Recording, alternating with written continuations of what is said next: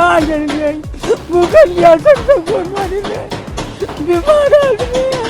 बहुत दिक्कत हो रही है सर, हमारा काफ़ी नुकसान है। लगभग 4 से 5 लाख रुपए हमने यहाँ पे लगवाए थे इन्वेस्ट। अभी 2 महीने हुए सर, इतना कमाया नहीं जितना हमारा नुकसान हो गया। महाराजगंज कस्बे में अवैध निर्माण ढहाने की नोटिस चस्पा का मामला सुप्रीम कोर्ट पहुंच गया है। बहराइच हिंसा के 3 आरोपियों की तरफ से याचिका दायर कर तत्काल सुनवाई का आग्रह किया गया है।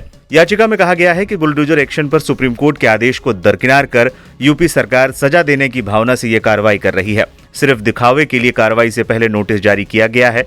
लोगों को अपना पक्ष रखने तक का मौका नहीं दिया जा रहा है।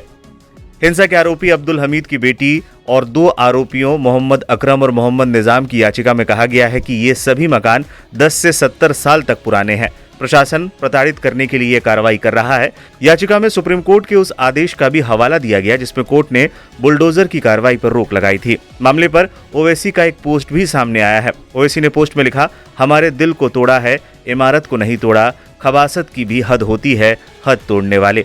इसके साथ ही ओवैसी ने सुप्रीम कोर्ट में याचिका दायर होने की एक खबर का लिंक भी पोस्ट किया। बता दें, यहां सुप्रीम कोर्ट के उस आदेश की चर्चा हो रही है जिसमें कोर्ट ने कहा था कि सिर्फ आरोप के आधार पर किसी पर भी बुलडोजर की कार्रवाई नहीं हो सकती। मामले को लेकर सुप्रीम कोर्ट ने स्पष्ट आदेश जारी किया था। हालांकि सुप्रीम कोर्ट ने यह भी स्पष्ट किया था कि बुलडोजर एक्शन पर रोक में अवैध अतिक्रमण शामिल नहीं होगा। सड़क हो, रेल लाइन हो, मंदिर हो या फिर दरगाह, अवैध अतिक्रमण हटाया ही जाएगा।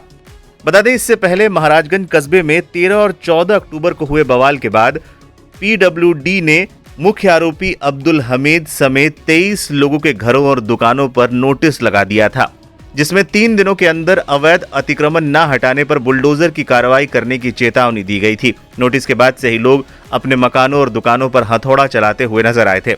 बता दें, इससे पहले रविवार को ही बहराइच में बुलडोजर एक्शन मामले पर इलाहाबाद हाईकोर्ट की लखनऊ बेंच ने बड़ा आदेश जारी किया था। हाईकोर्ट ने बुलडोजर एक्शन पर 15 दिन के लिए रोक लगा दी है। अब इस मामले में बुधवार को सुनवाई होगी। पीडब्ल्यूडी विभाग की ओर से जिन 23 लोगों के घरों पर नोटिस चिपकाया गया था, उनको जवाब दाखिल करने के लिए 15 दिनों का वक्त दिया गया है। ऐसे में अब 23 अक्टूबर की सुनवाई के बाद ही आगे की कोई कार्रवाई होगी। पीडब्ल्यूडी ने जो 23 लोगों के मकान को तोड़ने के लिए नोटिस दिया था और बुलडोजर कार्रवाई की दहशत फैलाई थी, उस पर माननीय उच्च न्यायालय में एपीसीआर की तरफ से एक पीआईएल किया गया था, जिसकी अर्जेंट सुनवाई हुई और माननीय उच्च न्यायालय ने उस समस्त 23 लोगों की जो नोटिस थी, नोटिस पाने वालों को 15 दिवस का अवसर दिया है अपना पक्ष रखने के लिए। और इन बीच में, इस 15 दिनों के बीच में स्पष्ट कर दिया गया है कि शायद बुलडोजर की कार्रवाई नहीं की जाएगी और हमको अपना पक्ष रखने का मौका दिया जाएगा।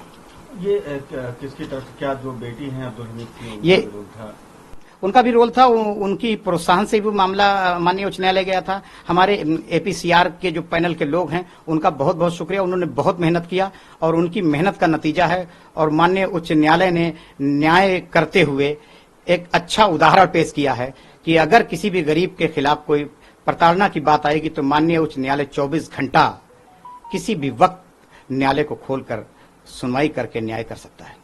जो नोटिस दी गई थी, इसको किस तरह देखते हैं और अब न्यायालय का जो फैसला आया है, तो अब क्या लगता है, जो राहत मिली है लोगों को? बहुत राहत मिली है। पूरा क्षेत्र रो रहा था, गरीब परेशान थे, मकान को लेकर सब परेशान रो रहे थे। अब माननीय उच्च न्यायालय के दिशा निर्देश के तहत उनको राहत की सांस मिली है। 15 दिवस का अवसर मिला है, पक्ष रखा जाएगा और बुधवार को माननीय उच्च न्यायालय में पुनः इसकी सुनवाई होगी।